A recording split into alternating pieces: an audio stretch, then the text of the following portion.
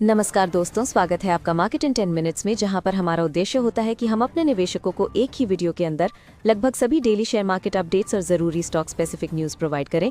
तो हमारी इस वीडियो को लाइक करके हमें सपोर्ट ज़रूर करें, और अगर आप हमारे चैनल पर पहली बार आए हैं तो इस चैनल को सब्सक्राइब करके बेल आइकन ज़रूर ऑन कर लें। साथ ही कॉमेंट में अपना फीडबैक देना ना भूलें ताकि हम अपनी वीडियो को और भी बेहतर बना सकें। बुधवार 31 दिसंबर को भारतीय शेयर बाजार ने 4 दिन की गिरावट की लड़ी तोड़ते हुए साल 2025 का अंत मजबूती के साथ किया।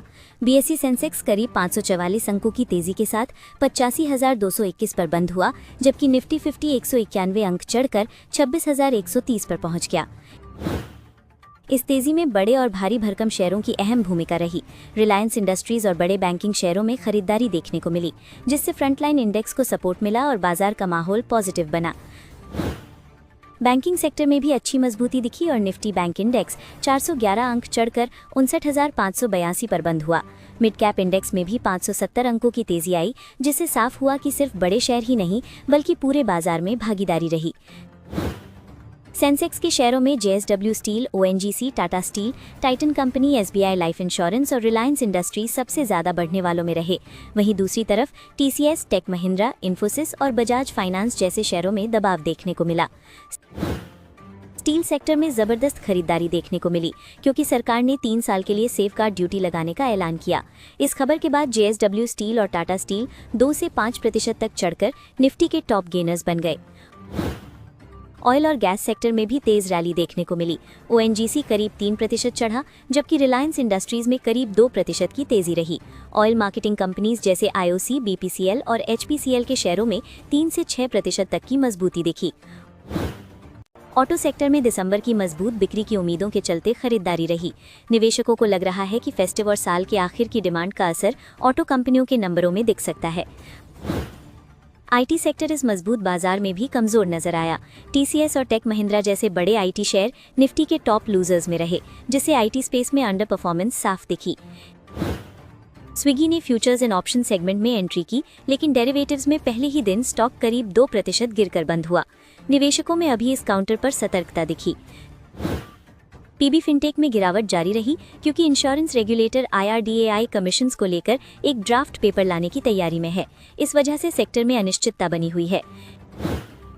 इंडिविजुअल स्टॉक्स की बात करें तो L&T फाइनेंस ने अपने क्वार्टरली अपडेट से पहले 3% से ज्यादा की बढ़त दर्ज की। वहीं वॉकहार्ट के शेयर 6% उछल गए, क्योंकि यूरोपियन यूनियन ने उसकी दवा WCK 5222 को एक्सीलरेटेड असेसमेंट की मंजूरी दी। सिल्वर प्राइसेस में अचानक आई भारी गिरावट का सीधा असर शेयर बाजार पर दिखा और हिंदुस्तान जिंक के शेयर करीब 2% टूट गए। चांदी की कीमतों में 7 से 8% तक की गिरावट ने निवेशकों को चौंका दिया, खासकर तब जब हाल के महीनों में तेज रैली देखने को मिली थी। सिल्वर की कमजोरी का असर ETF पर भी देखने को मिला। आदित्य बिरला सिल्वर ETF और एक्सिस सिल्वर ETF में 2% से ज्यादा की गिरावट आई, जबकि Nippon India, Groww, HDFC, Mirae asset और कोटक सिल्वर ETF भी करीब 2% तक टूटे। MCX पर आज गोल्ड फ्यूचर्स लगभग 0.8% की गिरावट के साथ 1,35,500 रुपए से 1,35,800 रुपए प्रति ग्राम के दायरे में ट्रेड करता दिख रहा है। दिन के कारोबार के दौरान सोने ने 1,35,526 रुपए का इंट्राडे लो भी छुआ, जिससे साफ है कि बिकवाली का दबाव बना हुआ है। साल 2025 के आखिर में कार कंपनियों ने कीमतें बढ़ाने का सिलसिला तेज कर दिया है और अब Hyundai मोटर इंडिया भी इस लिस्ट में शामिल हो गई है। कंपनी ने साफ किया है कि बढ़ती इनपुट कॉस्ट और कच्चे माल की कीमतों के चलते 1 जनवरी 2026 से उसके सभी मॉडल्स की कीमतें औसतन करीब 0.6% बढ़ेंगी। Hyundai के अलावा JSW, MG motor, Honda, Nissan और रेनो इंडिया ने भी जनवरी से कारों की कीमतें बढ़ाने का ऐलान किया है। वहीं लग्जरी सेगमेंट में मर्सिडीज बेंज और BMW ने भी अपनी कारों के दाम बढ़ाने की घोषणा कर दी है, जिससे नए साल में गाड़ी खरीदना थोड़ा महंगा हो सकता है। प्रमोटर स्टेक से जुड़ी बड़ी खबर VIP इंडस्ट्रीज से आई है, जहां प्रमोटर्स एक बार फिर अपनी हिस्सेदारी कम करने की तैयारी में हैं। सूत्रों के मुताबिक कंपनी के प्रमोटर्स करीब 4% स्टेक ब्लॉक डील के जरिए बेच सकते हैं और इसके लिए बैंकर्स ने बुक बिल्डिंग प्रक्रिया शुरू कर दी है। इस प्रपोज डील के बाद VIP इंडस्ट्रीज में प्रमोटर्स की हिस्सेदारी करीब 16% रह जाएगी। सूत्रों का कहना है कि ये प्रमोटर सेलिंग की आखिरी कड़ी होगी, क्योंकि इससे पहले इसी महीने प्रमोटर्स अपनी 26% हिस्सेदारी मल्टीपल्स PE को ट्रांसफर कर चुके हैं। VIP जेपी इंडस्ट्रीज के शेयर बुधवार को करीब 0.7% की तेजी के साथ 382 रुपए पर बंद हुए, लेकिन पूरा साल कंपनी के लिए निराशाजनक रहा। साल 2025 में स्टॉक करीब 21% टूट चुका है, जो इसके 2013 के बाद इसका सबसे खराब प्रदर्शन माना जा रहा है। ऑर्डर फ्लो की बात करें तो शक्ति पंप्स इंडिया को मध्य प्रदेश ऊर्जा विकास निगम लिमिटेड से 170.25 करोड़ रुपए का बड़ा ऑर्डर मिला है। ये ऑर्डर पूरे राज्य में 4,840 of grid DC solar water pumping systems की सप्लाई के लिए दिया गया है। कंपनी ने बताया कि ये प्रोजेक्ट पीएम कुसुम स्कीम के कंपोनेंट बी के तहत मिला है और इसे 120 दिनों के भीतर पूरा करना होगा। इस ऑर्डर में डिजाइन से लेकर इंस्टॉलेशन, टेस्टिंग और कमीशनिंग तक पूरा काम शामिल है। दिसंबर महीने में शक्ति पंप्स का पीएम कुसुम के तहत ये तीसरा बड़ा ऑर्डर है। इससे पहले कंपनी को महाराष्ट्र में 356.77 करोड़ और 444 करोड़ रुपए के 2 बड़े ऑर्डर मिल चुके हैं, जिससे कंपनी की एग्जीक्यूशन पाइपलाइन और मजबूत हुई है। वोडाफोन आइडिया के शेयरों में साल के आखिर दिन जबरदस्त गिरावट देखने को मिली। कुछ ही मिनटों में शेयर 15% तक टूट गया और करीब 30,000 करोड़ रुपए का मार्केट वैल्यू साफ हो गया, जिसके बाद ट्रेडिंग रोकनी पड़ी। इस गिरावट के पीछे एजीआर ड्यूज और 5 साल के मोरेटोरियम को लेकर चल रही खबरें रहीं। हालांकि वोडाफोन आइडिया ने एक्सचेंज को भेजी चिट्ठी में साफ किया है कि सरकार की तरफ से उसे अब तक कोई आधिकारिक सूचना या लिखित कम्युनिकेशन नहीं मिला है। कंपनी ने कहा है कि एजीआर बकाया फ्रीज करने या मोरेटोरियम को लेकर जो भी खबरें चल रही हैं, वे फिलहाल सिर्फ मीडिया रिपोर्ट्स और अटकलें हैं। जैसे ही सरकार की तरफ से कोई आधिकारिक फैसला या पत्र मिलेगा, उसे तुरंत सेबी के नियमों के तहत एक्सचेंज को बताया जाएगा। आरबीएल बैंक से जुड़ी बड़ी खबर यह है कि बैंक ने फॉरेन शेयर होल्डिंग पर अस्थायी सीमा लगाने की मांग की है, ताकि एमिरेट्स एनबीडी के निवेश से जुड़ा प्रोसेस आसानी से पूरा हो सके। बैंक ने साफ कहा है कि मौजूदा शेयर होल्डिंग के हिसाब से एमिरेट्स एनबीडी के पास 51% तक हिस्सेदारी लेने की पूरी गुंजाइश है और दोनों पक्ष जरूरी शर्तें पूरी करने में लगे हुए हैं। इस पॉजिटिव अपडेट के बाद आरबीएल बैंक का शेयर करीब 2% चढ़कर 316 रुपए के आसपास बंद हुआ। ब्लू डार्ट एक्सप्रेस को जीएसटी मामले में बड़ी राहत मिली है, जहां 420 करोड़ रुपए से ज्यादा की डिमांड को खारिज कर दिया गया है। अब कंपनी को सिर्फ 64.98 लाख रुपए का भुगतान करना होगा, जो इनपुट टैक्स क्रेडिट से जुड़ा है। हालांकि इतनी बड़ी राहत के बावजूद शेयर में ज्यादा हलचल नहीं दिखी और शेयर हल्की गिरावट के साथ 5,530 रुपए पर बंद हुआ। इंफ्रास्ट्रक्चर सेक्टर से एनसीसी लिमिटेड ने दिसंबर महीने में 4 नए ऑर्डर मिलने की जानकारी दी है, जिनकी कुल वैल्यू 1,237 करोड़ रुपए से ज्यादा है। इनमें बिल्डिंग और ट्रांसपोर्टेशन दोनों सेगमेंट शामिल हैं। मजबूत ऑर्डर बुक के बावजूद शेयर में दबाव रहा और एनसीसी का शेयर करीब 3.5% गिरकर 160 रुपए के आसपास बंद हुआ। एनबीसीसी इंडिया को भी सरकारी प्रोजेक्ट से जुड़े 3 नए घरेलू ऑर्डर मिले हैं, जिनकी कुल वैल्यू लगभग 220 करोड़ रुपए है। इनमें कैनरा बैंक का बेंगलुरु में नया हेड ऑफिस और नवोदया विद्यालय समिति के 2 एजुकेशन प्रोजेक्ट्स शामिल हैं। शेयर हल्की कमजोरी के साथ 121 रुपए के आसपास बंद हुआ। शिपिंग सेक्टर में ग्रेट ईस्टर्न शिपिंग ने अपनी फ्लीट बढ़ाने की दिशा में बड़ा कदम उठाया है।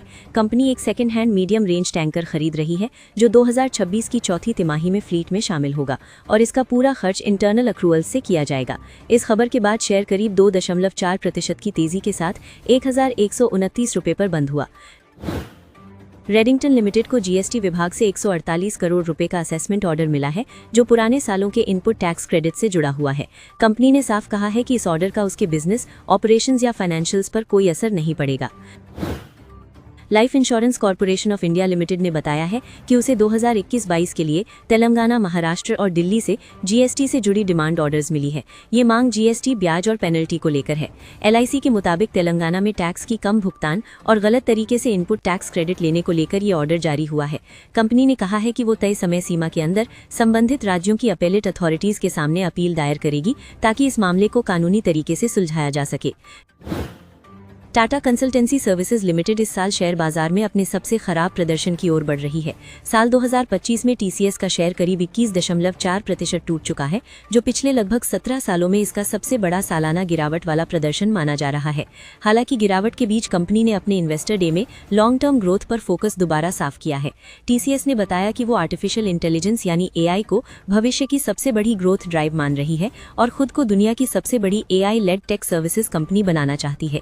कंपनी ने पहली बार एआई बिजनेस से जुड़े डिटेल आंकड़े साझा किए हैं। टीसीएस अब तक 5,000 से ज्यादा एआई प्रोजेक्ट्स पर काम कर चुकी है और एआई से जुड़ी सेवाओं से लगभग $1.5 बिलियन का एनुअलाइज्ड रेवेन्यू आ रहा है, जो कंपनी के कुल रेवेन्यू का करीब 5% है। वारी एनर्जीज को सोलर सेक्टर में बड़ा ऑर्डर मिला है, जहां कंपनी 1500 मेगावाट के सोलर मॉड्यूल सप्लाई करेगी। ये ऑर्डर एक बड़े और जाने माने पावर जनरेशन, ट्रांसमिशन और डिस्ट्रीब्यूशन से जुड़े ग्राहक से मिला है। इस ऑर्डर में 1000 मेगावाट के डोमेस्टिकली मैन्युफैक्चर्ड डीसीआर मॉड्यूल्स और 500 मेगावाट के नॉन डीसीआर मॉड्यूल्स शामिल हैं। कंपनी ने बताया है कि इन मॉड्यूल्स की सप्लाई फाइनेंशियल ईयर 2026 से 27 में की जाएगी, जिससे भविष्य के रेवेन्यू पर सकारात्मक प्रभाव पड़ सकता है। सेंट्रल गवर्नमेंट ने सेबी में एक अहम नियुक्ति की है, जहां एन वेंकट राम को securities and exchange board of India का पार्ट टाइम मेंबर बनाया गया है। वो सीडीपीक्यू इंडिया और सीडीपीक्यू ग्लोबल के कंट्री चेयर भी हैं और उनकी नियुक्ति 3 साल की अवधि के लिए की गई है। इंडियन बैंक ने अपने ग्राहकों को राहत देते हुए कर्ज दरों में कटौती का ऐलान किया है। बैंक ने marginal cost of funds based lending rate, treasury bill linked rates, base rate और बेंचमार्क प्राइम लेंडिंग रेट सभी में कमी की है, जिससे नए और मौजूदा लोन लेने वालों की ईएमआई पर सीधा असर पड़ सकता है। बर्गर पेंट्स में प्रमोटर यूके पेंट्स ने अपनी हिस्सेदारी और मजबूत की है। प्रमोटर ने कंपनी में 14.48% अतिरिक्त हिस्सेदारी खरीदी है, जिसके बाद बर्गर पेंट्स में उसकी कुल हिस्सेदारी बढ़कर 64.57% हो गई है, जो प्रमोटर के भरोसे और कंट्रोल को दर्शाता है। श्लोका डाइज और वेकफिट इनोवेशंस दोनों कंपनियों ने अपने चीफ फाइनेंशियल ऑफिसर के इस्तीफे की जानकारी दी है। श्लोका डाइज ने यह भी स्पष्ट किया है कि नए चीफ फाइनेंशियल ऑफिसर की नियुक्ति को मंजूरी मिल चुकी है, जिससे कंपनी के फाइनेंशियल मैनेजमेंट में कंटिन्यूटी बनी रहेगी। एसीसी लिमिटेड को जीएसटी से जुड़ा कुल करीब 133 करोड़ रुपए का डिमांड नोटिस मिला है, जो पंजाब और बिहार से आया है। पंजाब के लुधियाना से 3.21 करोड़ रुपए और बिहार के पटना से 36.93 करोड़ रुपए की मांग शामिल है। हालांकि कंपनी के शेयर इस खबर के बावजूद हल्की बढ़त के साथ बंद हुए। ओयो की पेरेंट कंपनी प्रिज्म ने सेबी के पास कॉन्फिडेंशियल रूट के जरिए आईपीओ के ड्राफ्ट पेपर्स फाइल कर दिए हैं। रिपोर्ट्स के मुताबिक कंपनी 7 से 8 बिलियन डॉलर की वैल्यूएशन का लक्ष्य रख रही है और इस आईपीओ में ICICI securities, Axis capital, Goldman सैक्स और सिटी बैंक जैसे बड़े नाम लीड मैनेजर्स हैं। वोल्टास लिमिटेड को उत्तराखंड में जीएसटी से जुड़ी बड़ी राहत मिली है, जहां 265 करोड़ रुपए की टैक्स डिमांड घटकर अब करीब 11 करोड़ रुपए रह गई है। कंपनी इस ऑर्डर का मूल्यांकन कर रही है और आगे के कदमों पर फैसला लेगी, जबकि शेयर बाजार में स्टॉक पॉजिटिव मूड में दिखा। इंद्रप्रस्थ गैस लिमिटेड ने दिल्ली और एनसीआर में घरेलू पाइप्ड कुकिंग गैस की कीमतों में कटौती की है। पीएनजी की कीमत 0.60 रुपए प्रति एससीएम घटाई गई है, जो 1 जनवरी से लागू होगी और ये फैसला पीएनजीआरबी द्वारा पाइपलाइन टैरिफ में बदलाव के बाद लिया गया है। Zaggle prepaid ocean services limited ने वीजा के साथ 7 साल का समझौता किया है। इस एग्रीमेंट के तहत वीजा नेटवर्क पर को branded domestic prepaid cards launch और प्रमोट किए जाएंगे, जिससे कंपनी के प्रीपेड और कॉर्पोरेट एक्सपेंस सॉल्यूशंस बिजनेस को लंबी अवधि में सपोर्ट मिल सकता है। प्रीमियर एनर्जीज के शेयर में हाल के दिनों में कमजोरी देखने को मिली है, लेकिन अब कंपनी को करीब 237 करोड़ रुपए के मल्टीपल ऑर्डर्स मिले हैं। प्राइवेट कंपनी होने की वजह से क्लाइंट का नाम सामने नहीं आया है, लेकिन इतने बड़े ऑर्डर से ये साफ है कि आने वाले समय में बिजनेस में मजबूती दिख सकती है और शेयर में बाउंस बैक की संभावना बनती है। प्रीमियर एनर्जीज का शेयर अपने हालिया हाई लेवल से करीब 23 से 24% नीचे आ चुका है, जिससे ये ओवरसोल्ड जोन में नजर आता है। अगर शेयर 880 रुपए के आसपास का रेजिस्टेंस पार करता है तो आगे चलकर 900 से 950 रुपए तक की रेंज देखने की उम्मीद की जा सकती है। रेलवे सेक्टर में हल्के करेक्शन के बाद फिर से रिकवरी के संकेत मिल रहे हैं और इसी बीच राइट्स लिमिटेड को जिम्बाब्वे से करीब 3.6 मिलियन डॉलर का एक्सपोर्ट ऑर्डर मिला है। भले ही ऑर्डर की वैल्यू बहुत बड़ी ना हो, लेकिन एक्सपोर्ट ऑर्डर होने की वजह से निवेशकों का भरोसा बढ़ सकता है। राइट्स लिमिटेड के लिए 250 रुपए का लेवल काफी अहम माना जा रहा है। अगर शेयर इस लेवल के ऊपर टिकता है तो आगे चलकर इसमें और मजबूती देखने को मिल सकती है, क्योंकि हाल की रैली में यही लेवल बार बार चुनौती बनकर सामने आया है। अपोलो माइक्रो सिस्टम्स को डिफेंस सेक्टर से जुड़ी एक बड़ी खबर मिली है, जहां इसकी सब्सिडियरी आईडीएल एक्सप्लोसिव्स लिमिटेड को कोल इंडिया की एक सब्सिडियरी से करीब 421 करोड़ रुपए का ऑर्डर मिला है। इस खबर के बाद शेयर में पॉजिटिव मूवमेंट देखने को मिला है। अपोलो माइक्रो सिस्टम्स का शेयर पहले भी 280 से 300 रुपए की रेंज में कई बार रेजिस्टेंस फेस कर चुका है। आने वाले सत्रों में यही रेंज निर्णायक होगी, क्योंकि इसके ऊपर निकलने पर शेयर में नई तेजी बन सकती है। वीएटेक वाबैक को ब्रोकरेज मोतीलाल ओसवाल ने अपग्रेड करते हुए बाय रेटिंग दी है और 900 रुपए का टारगेट रखा है। कंपनी का फोकस वाटर ट्रीटमेंट बिजनेस पर है और फंडामेंटल स्तर पर इसके नतीजे लगातार मजबूत रहे हैं। वीएटेक वाबैक का शेयर 1300 रुपए का लेवल होल्ड करने में सफल रहा है, जो एक पॉजिटिव संकेत माना जा रहा है। भले ही शेयर में हाल में गिरावट आई हो, लेकिन कंपनी की रेवेन्यू, मार्जिन और प्रॉफिटेबिलिटी में कोई बड़ी कमजोरी नहीं दिखी है। अदानी ग्रीन एनर्जी ने 37.4 मेगावाट के रिन्यूएबल एनर्जी प्रोजेक्ट को ऑपरेशनलाइज कर दिया है। ये कंपनी की ऑपरेशनल कैपेसिटी बढ़ाने की दिशा में एक और कदम है, जिससे लॉन्ग टर्म ग्रोथ की कहानी को सपोर्ट मिलता है। अदानी ग्रीन एनर्जी का शेयर 1000 रुपए के ऊपर स्थिर बना हुआ है। हालांकि इसमें अभी बहुत तेज मूवमेंट नहीं दिख रहा। नए साल के पहले सत्र में इस अपडेट पर निवेशकों की प्रतिक्रिया देखना दिलचस्प होगा। मोतीलाल ओसवाल ने कुछ शेयरों पर कवरेज दी है, जहां कोफॉर्ज को बाय रेटिंग के साथ 500 रुपए का टारगेट दिया गया है। ब्रिगेड एंटरप्राइजेस को 1038 रुपए, सीएट को 600 रुपए और मिडवेस्ट को 2000 रुपए का टारगेट दिया गया है, जो अच्छे अपसाइड पोटेंशियल की ओर इशारा करता है। वेकफिट इनोवेशंस ने बताया है कि सीएफओ के इस्तीफे के बाद अब कंपनी इस अहम पद के लिए एक योग्य और अनुभवी उम्मीदवार की तलाश कर रही है। ऐसे बदलाव आमतौर पर कंपनी के इंटरनल स्ट्रक्चर और आगे की रणनीति से जुड़े होते हैं। रेडिंगटन को टैक्स मोर्चे पर झटका लगा है, जहां गुरुग्राम की टैक्स अथॉरिटी ने कंपनी को 148 करोड़ रुपए की टैक्स डिमांड भेजी है। इस मांग में पेनल्टी भी शामिल है और आगे कंपनी की प्रतिक्रिया या कानूनी कदमों पर। साल 2025 के आखिरी दिन हुई कैबिनेट बैठक में करीब 21,000 करोड़ रुपए के 2 बड़े हाईवे प्रोजेक्ट्स को मंजूरी दी गई है। इनमें महाराष्ट्र में 374 किलोमीटर का 6 लेन ग्रीनफील्ड हाईवे और ओडिशा में NH 326 के 206 किलोमीटर हिस्से को चौड़ा करने का प्रोजेक्ट शामिल है। महाराष्ट्र वाला 6 लेन ग्रीनफील्ड प्रोजेक्ट नासिक से सोलापुर कॉरिडोर में बनेगा और इसकी लागत करीब 19,142 करोड़ रुपए होगी। ये सूरत चेन्नई हाई स्पीड कॉरिडोर का हिस्सा है और दिल्ली को चेन्नई से तेज और आधुनिक सड़क नेटवर्क से जोड़ने के बड़े प्लान में अहम भूमिका निभाएगा। इस हाईवे के बनने से नासिक और सोलापुर के बीच दूरी 432 किलोमीटर से घटकर 374 किलोमीटर रह जाएगी। साथ ही औसत रफ्तार 60 किलोमीटर प्रति घंटे से बढ़कर 100 किलोमीटर प्रति घंटे तक पहुंचने की उम्मीद है, जिससे लॉजिस्टिक्स और ट्रैवल टाइम दोनों में बड़ा सुधार होगा। ओडिशा में NH 326 को मोहाना से कोरापुट तक बेहतर और चौड़ा किया जाएगा, जिसकी लागत करीब 1526 करोड़ रुपए होगी। ये प्रोजेक्ट राज्य के अंदरूनी इलाकों को पूर्वी और दक्षिणी हिस्सों से बेहतर तरीके से जोड़ने में मदद करेगा। प्रधानमंत्री नरेंद्र मोदी इस हफ्ते कोल मिनिस्ट्री और मिनिस्ट्री ऑफ माइंस के साथ अहम समीक्षा बैठक करने वाले हैं। 2 जनवरी को कोल सेक्टर और 3 जनवरी को माइनिंग सेक्टर की क्वार्टरली रिव्यू होगी, जिसमें प्रोडक्शन बढ़ाने और एफिशिएंसी सुधारने पर फोकस रहेगा। कोल सेक्टर को लेकर अनुमान है कि भारत का कोल प्रोडक्शन मौजूदा लगभग 1 बिलियन मेट्रिक टन से बढ़कर 2030 तक 1.5 बिलियन मेट्रिक टन तक पहुंच सकता है। इसी अवधि में थर्मल पावर के लिए कोल डिमांड में करीब 17% बढ़ोतरी की संभावना जताई जा रही है। माइनिंग सेक्टर की बैठक में क्रिटिकल मिनरल्स की उपलब्धता बढ़ाने और स्मेल्टिंग कैपेसिटी पर चर्चा होगी। नेशनल क्रिटिकल मिनरल्स मिशन के तहत रिसाइकलिंग और डोमेस्टिक सप्लाई चेन मजबूत करने पर खास जोर दिया जाएगा। सरकार ने क्रिटिकल मिनरल्स की रिसाइकलिंग के लिए 1500 करोड़ रुपए की इंसेंटिव स्कीम को मंजूरी दी है, जो 2026 से 2031 तक लागू रहेगी। इसमें e waste, lithium ion battery scrap और एंड ऑफ लाइफ व्हीकल से निकलने वाले स्क्रैप को शामिल किया जाएगा, ताकि आयात पर निर्भरता कम हो सके।